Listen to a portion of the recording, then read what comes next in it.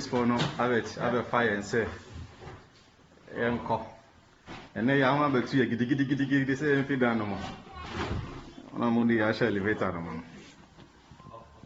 Evexan Kasabio.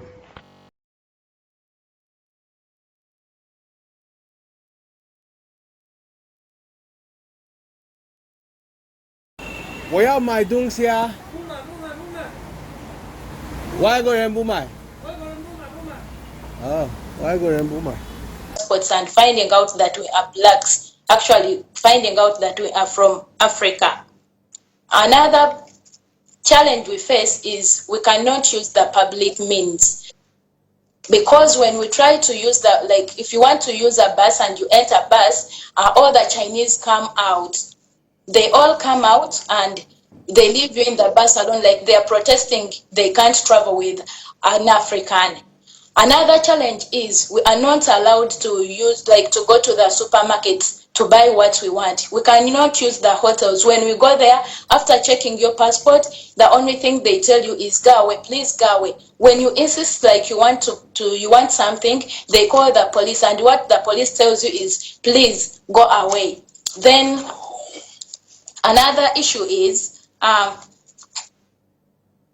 another challenge is some of our friends have been thrown out of the houses they've been renting with no reason, not anything. The landlord just comes one morning and tells you, please make sure that today you leave my house. And another thing is, another challenge is they are forcing us to test for COVID-19 because they come to our houses with no notification. They just come to your house and ask for your passport. If you're African, they tell you that we've come to test for COVID-19. If you're not African, they tell you no. And when they come, after testing, they only tell you that we shall call you after 3 days when you're positive, and if you're not positive, no one will call you. They don't leave you with any document to see that you have tested or that you can show to any other person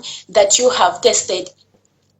Those are some of the challenges, and we also face a challenge of food. Like we don't have food as for now. We don't have money for rent, and we ask the government to please intervene. All right. So Victoria, if I may ask, what city in China are you? I'm in Shenzhen City. All right. So have you tried to engage, the Ugandan embassy in China to see if there's any intervention that can come through? Yes, thank you so much. In the last week of January, I was talking to our chairman at the embassy, Ugandan embassy in Beijing, and he told us that the government has not put any provision for anyone.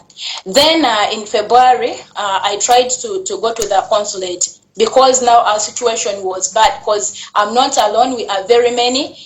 They told me the same thing, that the government doesn't put in provision for anyone. Then I contacted the ambassador himself. It's 1 week back since I contacted the ambassador. He told me the same thing. Then last Saturday, I contacted him again. The ambassador told me that every Ugandan everywhere needs the government's help, and the government cannot give help to anyone. And the only thing we can do is to contact our families. At this point, also our families are in quarantines, and for us, we are also in a lockdown, and our families cannot help us. So what we chose to do after that, we created a group. We started seeking for amnesty, and at this time, we have all gathered ourselves. We are above 100 seeking for amnesty. Okay, Victoria. Victoria, if I can chip in, what kind of help do you want the government to give you at this time? We want the government to intervene and help us push the amnesty thing, because we cannot do it at individual level.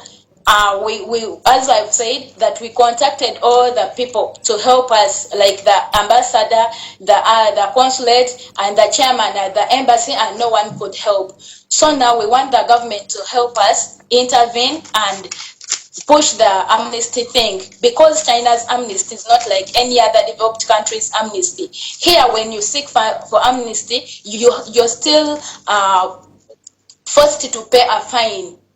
And that money is between 3,000 and 5,000 RMBs. And we don't have that money for this time, because we've been in the lockdown for 3 months now, and we don't have that money.